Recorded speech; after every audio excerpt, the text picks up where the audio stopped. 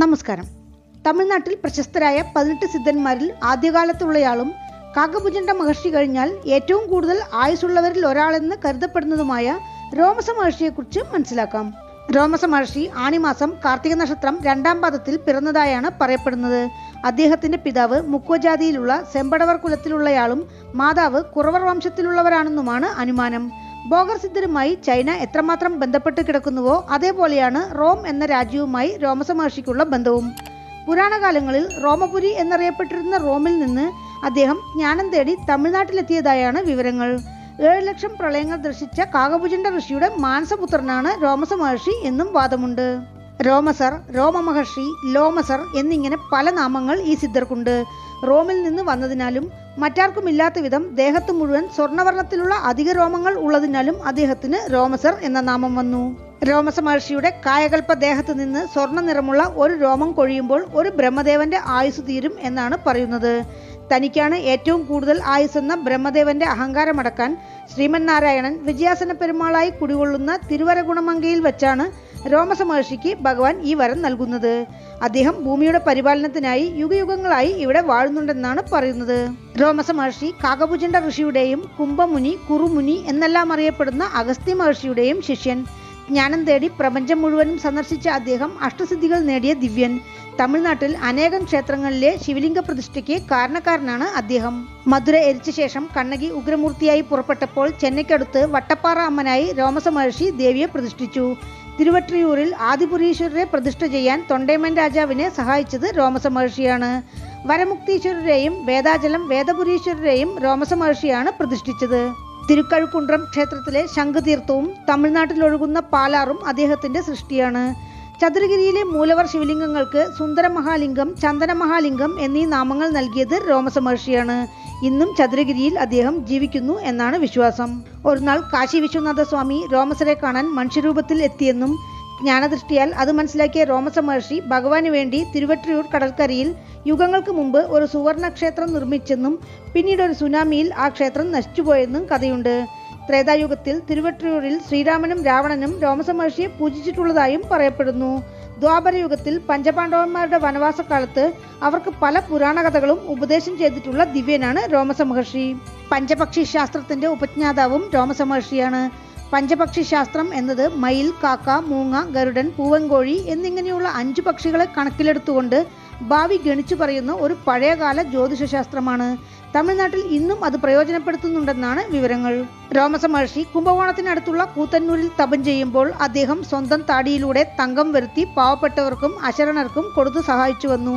ഒരു നാൾ താടി വഴിയുള്ള പൊന്ന് വരുന്നത് നിലച്ചപ്പോൾ അദ്ദേഹം താടി ക്ഷൗരം ചെയ്ത് കുളിക്കാതെ തന്നെ ഭഗവാനോട് ചോദിക്കാൻ തിരുക്കോവിലേക്ക് ചെന്നത് കണ്ട് വിനായകരും മുരുകനും അദ്ദേഹത്തെ തടഞ്ഞു.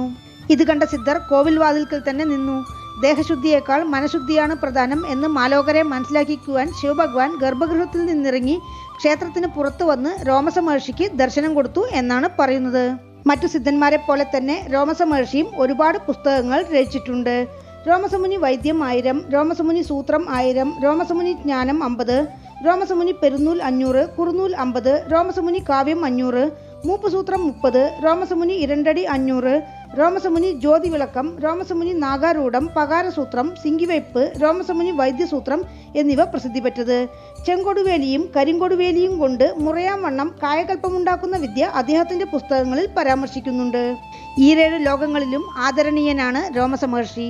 ഒരു നാൾ ദേവേന്ദ്രന് 14 ലോകങ്ങളിലും കണ്ടിട്ടില്ലാത്ത തരത്തിലൊരു മണിമാളിക നിർമ്മിക്കണമെന്നൊരു ആഗ്രഹം ഉദിച്ചു. ഉടൻ ദേവശില്പി വിശ്വകർമാവിനെ വരുത്തി കാര്യം പറഞ്ഞ് ജോലി ഏൽപ്പിച്ചു. വിശ്വകർമാവ് പല വർഷങ്ങൾ എടുത്ത് മാളിക പണിതിട്ടും പണി പൂർത്തിയായതുമില്ല, ദേവേന്ദ്രനൊട്ട് തൃപ്തിയായതുമില്ല. ഒടുവിൽ ശില്പിയും ജോലിക്കാരും ദേവേന്ദ്രനും എന്തു ചെയ്യണമെന്നറിയാതെ കുഴങ്ങി നിൽക്കെ രോമസ മഹർഷി അവിടെ എത്തി.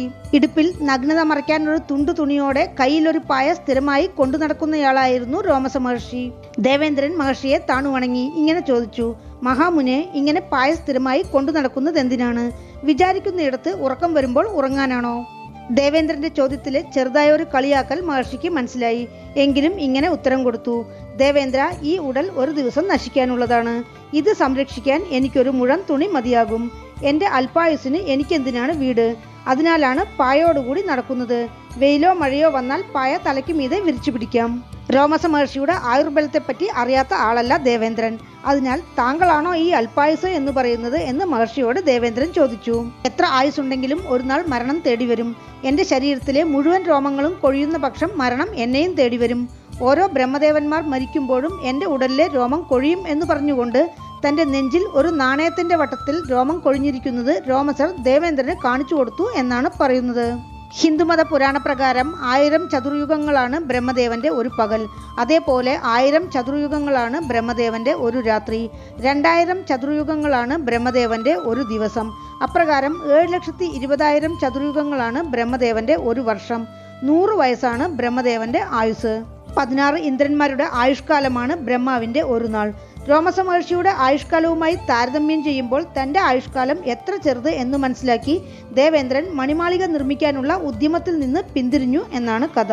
3.5 കോടി ബ്രഹ്മദേവന്മാരുടെ കാലം കഴിയുമ്പോൾ മാത്രമാണ് രോമസ മഹർഷിയുടെ ആയുസ് തീരുക. രോമസ മഹർഷിയുടെ ആയുസ് തീരുമ്പോൾ അഷ്ടകോൺ മഹർഷിയുടെ ഒരു കോൺ നിവരും എന്നാണ് പുരാണങ്ങൾ. അഷ്ടകോൺ മഹർഷി എന്നത് ഭൂമിയിൽ കടും തപം ചെയ്യുകയായിരുന്ന കണ്ണു മഹർഷിക്കും ദേവേന്ദ്രന്റെ നിർദ്ദേശപ്രകാരം ആ തപസ്സിളക്കാൻ പോയ അപ്സരസ് പരമലോസയ്ക്കും ജനിച്ച കുഞ്ഞാണ്. വേറൊരു കഥ പ്രകാരം അഷ്ടകോൺ മഹർഷിയുടെ പിതാവ് അനഘപാത മഹർഷിയാണ്. അനഘപാത മഹർഷി തന്റെ ശിഷ്യന്മാർക്ക് വേദം പഠിപ്പിക്കുന്നതിനിടയിൽ ഉറങ്ങിപ്പോയ ഒരു ശിഷ്യനെ വഴക്കു പറഞ്ഞു. ഇത് കേട്ട് മാതാവിന്റെ ഗർഭപാത്രത്തിലിരുന്ന ഭ്രൂണം ശിഷ്യനെ ഇങ്ങനെ കഠിനമായി ശാസിക്കരുതെന്ന് പിതാവിനോട് പറയണമെന്ന് മാതാവിനെ ഉപദേശിച്ചു. ഇതറിഞ്ഞ് കുപിതനായ മുനി ജനിക്കുമ്പോൾ ശരീരം അഷ്ടകോണത്തിലായി പോകും എന്ന് സ്വന്തം കുഞ്ഞിനെ ശപിച്ചു. അപ്രകാരം ശരീരത്തിൽ 8 വളവുകളോടെ പിറന്ന അഷ്ടകോണ മുനിക്ക് ഓരോ രോമസർ മരിക്കുമ്പോഴും ഒരു വളവ് ശരിയാകും എന്ന് ശാപമോക്ഷവും കൊടുത്തു എന്നാണ് കഥ. കൈലാസത്തിലിരിക്കുന്ന ശിവഭഗവാനെ നേരിൽ ദർശിച്ച് മുക്തിയടയണമെന്നൊരാഗ്രഹം രോമസ മഹർഷിക്കുണ്ടായപ്പോൾ അദ്ദേഹം ഗുരുവായ അഗസ്ത്യരോട് ഇക്കാര്യം പറഞ്ഞു. അഗസ്ത്യ മഹർഷി ശിവപൂജ ചെയ്ത 9 താമരമലരുകൾ താമരഭരണിയാറ്റിൽ ഇട്ട് അത് എവിടെയെല്ലാം കരക്കടിയുന്നുവോ അവിടെ ശിവലിംഗം പ്രതിഷ്ഠിച്ച് പൂജിക്കാൻ നിർദ്ദേശിച്ചു. അപ്രകാരം താമരഭരണിയാറ്റിൻ കരയിൽ പലയിടത്തായി താമരപ്പൂക്കൾ എത്തിയ സ്ഥലത്ത് രോമസ മഹർഷി ശിവലിംഗങ്ങൾ പ്രതിഷ്ഠിച്ചു പൂജിച്ചു. ആ സ്ഥലങ്ങളാണ് പിന്നീട് നവകൈലാസ ക്ഷേത്രങ്ങളായി മാറിയത്. തഞ്ചാവൂർ കുംഭകോണം റൂട്ടിലുള്ള നവഗ്രഹ ക്ഷേത്രങ്ങൾ പോലെ തിരുനെൽവേലി തൂത്തുക്കുടി റൂട്ടിലുള്ള നവഗ്രഹങ്ങൾക്കായി അർപ്പിച്ച ക്ഷേത്രങ്ങളാണ് നവകൈലാസങ്ങൾ. നവകൈലാസ ക്ഷേത്രങ്ങൾ ഇവയാണ്: പാപനാശം കൈലാസനാഥർ കോവിൽ സൂര്യൻ, ചേരൻ മഹാദേവി കൈലാസനാഥർ കോവിൽ ചന്ദ്രൻ, കോടക്കനല്ലൂർ കൈലാസനാഥർ കോവിൽ ചൊവ്വ, കുന്നത്തൂർ കൈലാസനാഥർ കോവിൽ രാഹു, മുറപ്പനാട് കൈലാസനാഥർ കോവിൽ ഗുരു, ശ്രീവൈകുണ്ഠം കൈലാസനാഥർ കോവിൽ ശനി, തെന്തിരുപ്പേരെ കൈലാസനാഥർ കോവിൽ ബുധൻ, രാജപതി കൈലാസനാഥർ കോവിൽ കേതു, സേന്തപ്പൂമംഗലം കൈലാസനാഥർ കോവിൽ ശുക്രൻ.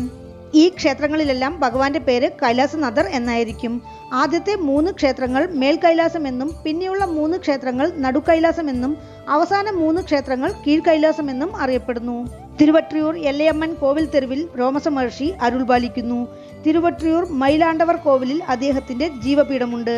അവിടെയുള്ള തനി സന്നിധിയിൽ വലതുകൈ വരദമുദ്രയോടെയും ഇടതു കൈയിൽ ചെറിയ പാത്രവും കരണ്ടിയുമായി ജടാമുടിയിൽ ശിവലിംഗങ്ങളോടെ ഇരിക്കുന്ന പ്രതിഷ്ഠയാണ്. അദ്ദേഹത്തിന്റെ ജീവസമാധിയാണ് അവിടെയുള്ളതെന്ന് പറയാനാവില്ല.